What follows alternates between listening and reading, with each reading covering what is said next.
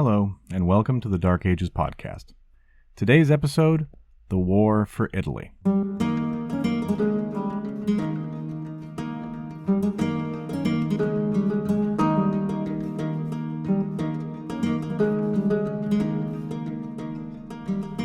Hello, and a very Merry Christmas, and very happy holiday of whatever kind as applicable. To start off, a message to those of you who follow me on Facebook. Yes, I know I said that this episode wouldn't be coming out for another week, but if you've been listening to me for any amount of time, you know that my statements about scheduling should always be treated with a grain of salt. And by grain of salt, I mean one of those big blocks of salt you leave out for deer. I hope you all had a wonderful time, and are right now listening to this episode while finishing off the leftover booze. I myself have a bottle of Ruby Port for the occasion, because I'm just fancy like that, and will probably be sitting next to a fire trying to keep the cold at bay. But you didn't click play to hear me talk about my fondness for raisin-flavored wine or hear about the weather. You clicked it so that you would have an excuse to ignore your relatives for half an hour. If that is the case, I am happy to help. This episode is short, though. I think it's the shortest one I've ever released. You'll see why when we get to the end. I just couldn't see much point in vamping for 10 minutes just to make some arbitrary word count, and the thing was already mostly written, so I figured I would record it and release it today in spite of what I had told the Facebook people. By the way, follow the show on Facebook. Just search for Dark Ages Podcast, that'll get you there. I left off on a bit of a cliffhanger last time, as Theodoric and the Ostrogoths were packing up and hitting the road. Again, it was a major undertaking, the largest and most ambitious movement the Ostrogoths had undertaken since they'd left Pannonia. Our sources say that Theodoric led 20,000 men out of Moesia. If that's referring to fighting men only, as is usually assumed, then the standard rules of historical estimate suggest that between 80 and 100,000 men, women, and children set out. I'm not sure, and this is just now occurring to me, why we always assume only fighting men for these calculations. If it's just mature men, period, and we add to it a little bit for children, then the number would be closer to 50,000 altogether. Either way, it continues to be a vast undertaking. A collection of people that size moving through a town would take at least 6 hours to pass by, and that's not counting the inevitable livestock and the vast wagon train that would have accompanied them. Theodoric had sought a broad consensus for the new move. He had consulted with all of the Gothic leaders, both those that had been with him from the beginning, and the Thracians who had come over after the death of Strabo. He even contacted the Goths of the Crimea, though they declined to take part.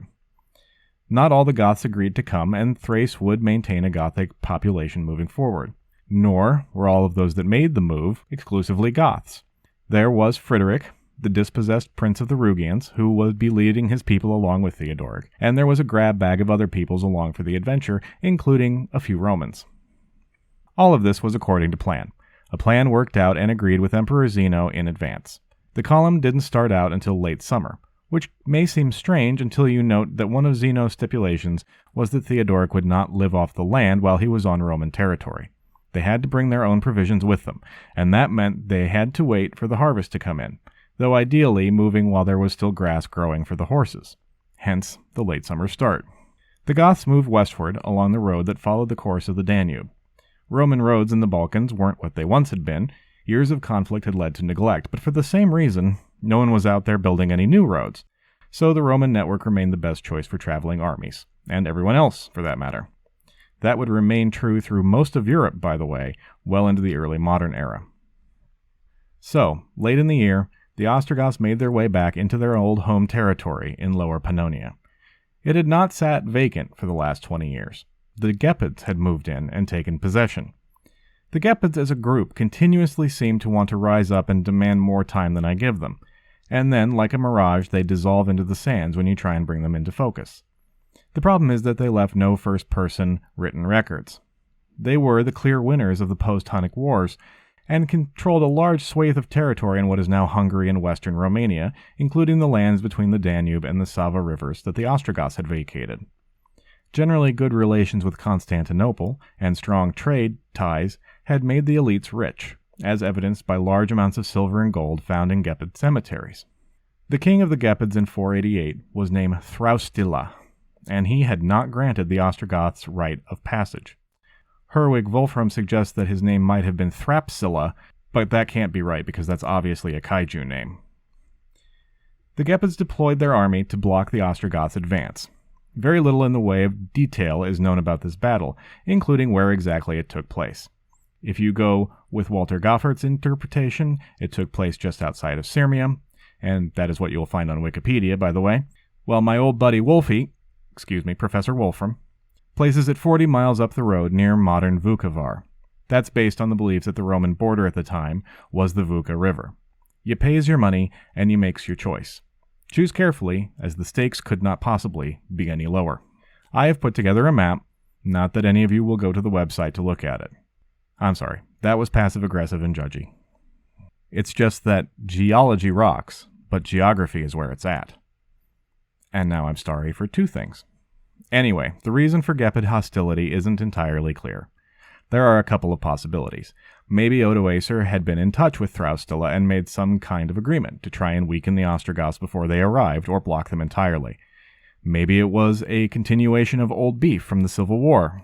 Maybe, and most likely, the Gepids recognized that the Ostrogoths would inevitably start plundering to feed themselves once they were beyond the borders of the Empire, and they would rather they not. Or a combination of all three. Whatever it was the first challenge to the new venture, and it was a serious one. Theodoric needed a place to hunker down. Attempting to cross over the passes into Italy in the depths of winter would be the height of folly. The Gepids had put a large force in his way. They clearly were not kidding around. But in that there was also an opportunity. If he could inflict a significant enough defeat, he would be able to extract significant concessions and ensure that he wouldn't be harassed in his winter camp. Nothing daunted, Theodoric formed up and accepted the offered battle. It ended up being exactly the battle that Theodoric needed. The Gepids were defeated, and their king, whatever his name was killed. The Ostrogoths secured for themselves a safe staging area to spend the winter. And then in the spring of 489, they set out to cross the mountains. Around this time, they were also joined by the bulk of Frederick the Rugian's forces, Frederick himself having come to Theodoric initially with just a small band.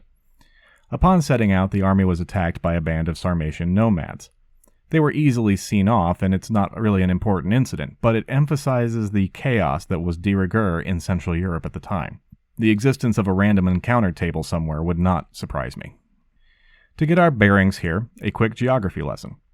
The region where the Ostrogoths overwintered lies between the Danube and the Sava rivers and is now part of Serbia and Croatia. Between there and Italy lies some pretty significant obstacles, in the form of the Julian Alps and the northern end of the Dinaric Alps, along with just the regular Alps to the north. These mountains pretty thoroughly channelize traffic through the region to this day. In Roman times, the main road led through Emona, which is now Ljubljanka, and then through the Postonia Gate, leading down through the valley of the Vipava River. Again, map on the website. The road would have been familiar to most of the armies that we've talked about on this podcast, including Alaric's, Radagaisus's, and Attila's.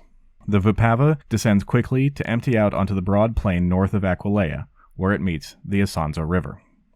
Odoacer was well aware of Theodoric's approach.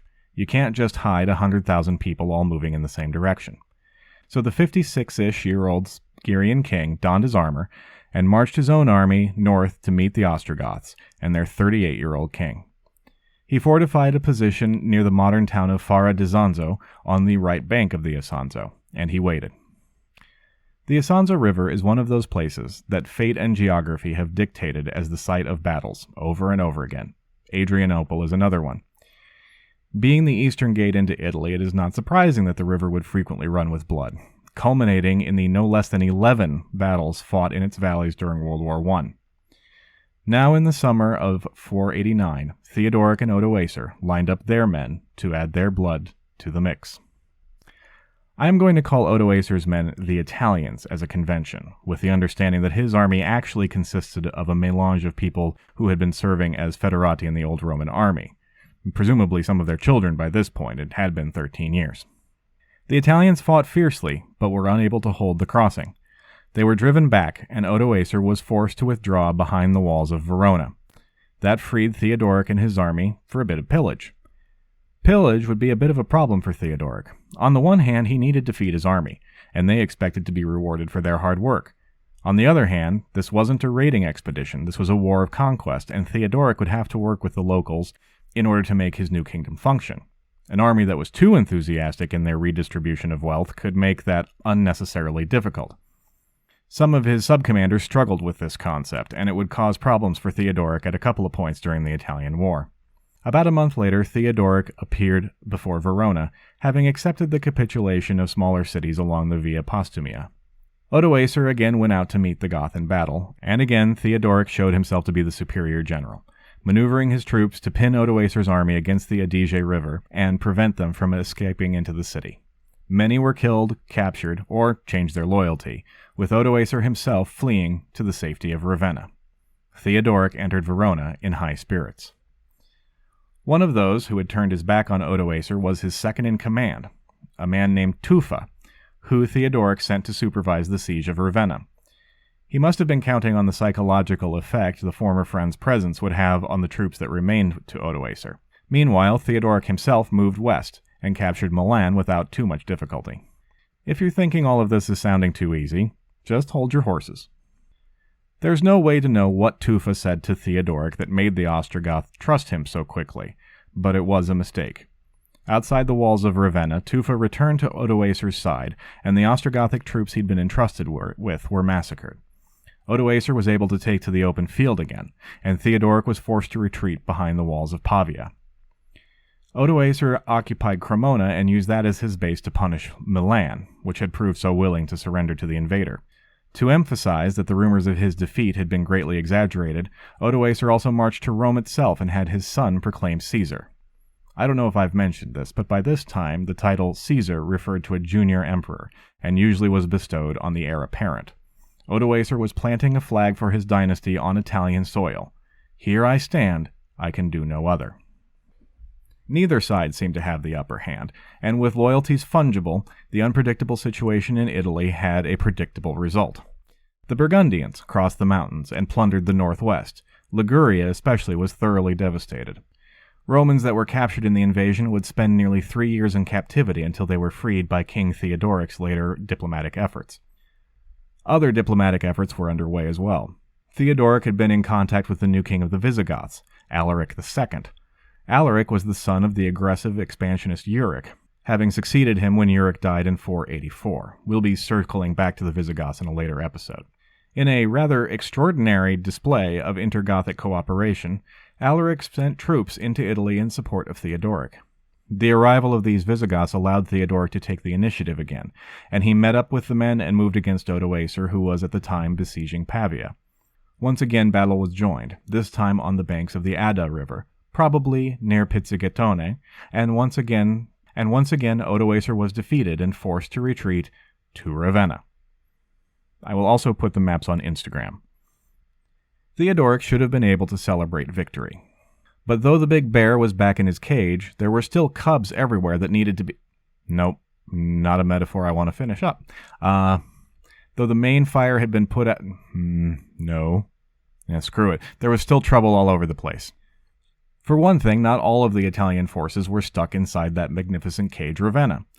Tufa had an army of his own and remained at large. He prevented Theodoric from consolidating his winnings and launched attacks from a base in the Adige Valley. Civil conflict had broken out among the cities and towns south of Ravenna. Theodoric's own men kept undermining his efforts to assert control with their over-enthusiastic plunder or enforcement actions, and the neighbors remained belligerent and greedy. The Burgundians continued their raids, and the Vandals, smelling blood, invaded Sicily. In spite of his 3-0 battle record, 490 was a stressful year for Theodoric. Like the Red Queen, he was forced to run very fast in order to go nowhere. And through it all, Odoacer remained wedged in Ravenna, like a poppy seed between his teeth. Man, I am all over the place with the metaphors today. In 491, the Vandals were dealt with, so effectively that I have no real details to offer other than that they were forced to renounce any claim to Sicily or to the tribute that Odoacer had been paying them. But if it's not one thing, it's another, and no sooner had Sicily been resecured did problems arrive within Theodoric's own cohort. Theodoric's policy towards the locals had been to win them over by acting in as Roman a manner as possible, to cast himself as a savior of the Roman people. That was probably what he had pitched to Zeno as well.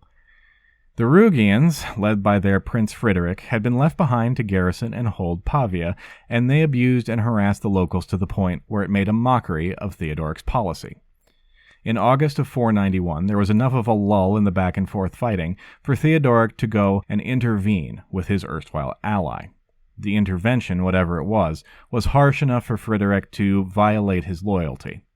He took his Rugians and went north to join Tufa. Theodoric was able to restrict their activities to the area north of Verona, but not deal with them decisively, while he still had the siege in Ravenna to maintain.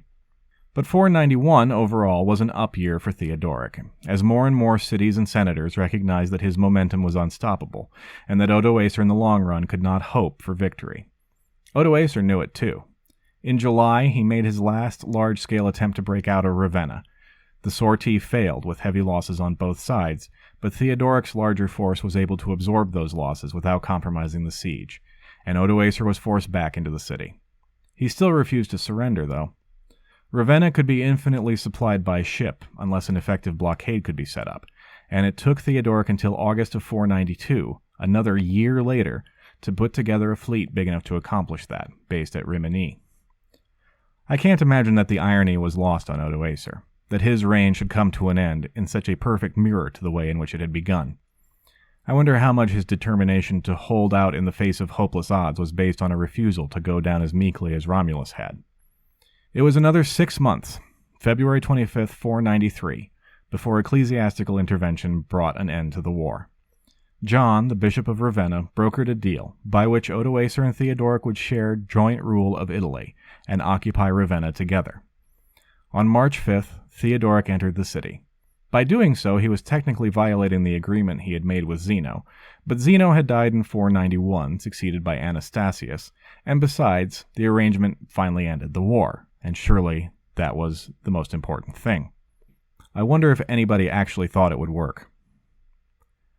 10 days later, at a banquet celebrating the new peace, Theodoric made it clear that he had forgotten nothing that he'd learned about politics in Constantinople. According to John of Antioch, as Odoacer rose to speak, quote, Theodoric himself rushed forward and struck him with his sword on the collarbone. The blow cut through Odoacer's body as far as the hip, and it is said that Theodoric exclaimed, "There clearly wasn't a bone in the wretched man's body." End quote. Sweet. Odoacer had been about 60 years old. He had ruled Italy competently, if not popularly, for 13 of his last 17 years. 2 justifications, for what was obviously murder, were circulated by Theodoric's PR team. First, the killing of Odoacer was vengeance for his murder of the Rugians' king and queen. Supposedly, Theodoric had told the Skirian, "This is what you have done to my people," right before the blow was struck.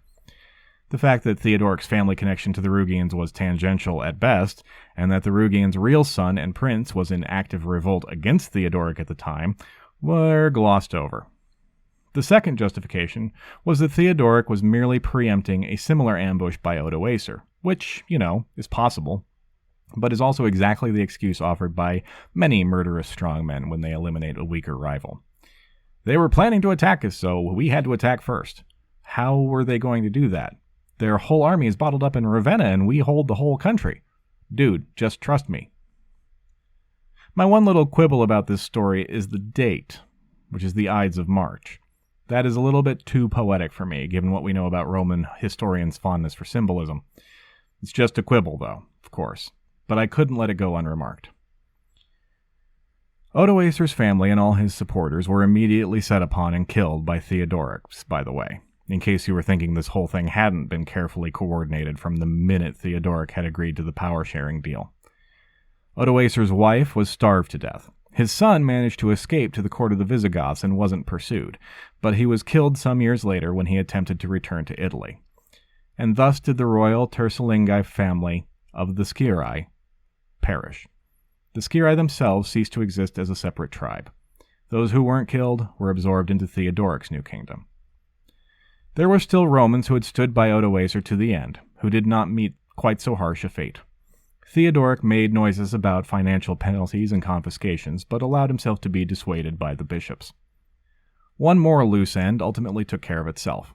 Frederick, the prince of the Rugians, was apparently a handful. He and Tufa argued, and in 493 fought a battle somewhere in the Adige Valley between Verona and Trento. Tufa was killed, and Theodoric was either discredited as a commander or killed as well. Either way, he disappears from the record, and the Rugians he had led return to Theodoric's side. Oh, the tangled web, etc., etc. Theodoric was free and clear. After 20 years of restlessness and uncertainty, the Ostrogoths were in possession of a rich territory they could call their own. The great gamble had paid off at last, in impressive style. But their leader had even greater ambitions. As he set about consolidating his new kingdom, he had one eye on an even greater prize. He would attempt, in practice if not in name, to restore the Western Empire, with himself at its center. Next time, we'll take a look at how successful he was, and decide whether or not Theodoric the Great really earned himself that eponym. If all goes well, the next time will be in the customary 2 weeks, so look for it to drop around January 9th. Before I sign off, first, danke to History Fanatic 476 for leaving a review on Austrian Apple Podcasts. The jokes are not random, my friend, they make perfect sense in my head. Also, warm thank yous to Katie, Lily, and Charlie for their generous support on Ko-fi.com. Charlie, I'm starting to think that I should offer you an executive producer credit or something. If you would like to humble me with your support, you can do so on ko-fi.com/darkagespod. And if that's not an option for you, no problem. Just rate the show wherever it is you're listening to it, and write a review if you can. A 5-star rating, I should be specific, 5 stars, what we're looking for. If neither one of those things is an option, then the next time someone asks you what you're listening to, tell them about the show. After, of course, you glare at them for making you take out your earbuds. Thank you all so much for listening, and thank you for a great year. There's been a massive surge in listenership in just the last month or so, which has been really amazing to see. Welcome to all of you new listeners. I hope you stick with it long enough to actually hear this. All right. I'll see you again in 2023. Happy New Year, and take care.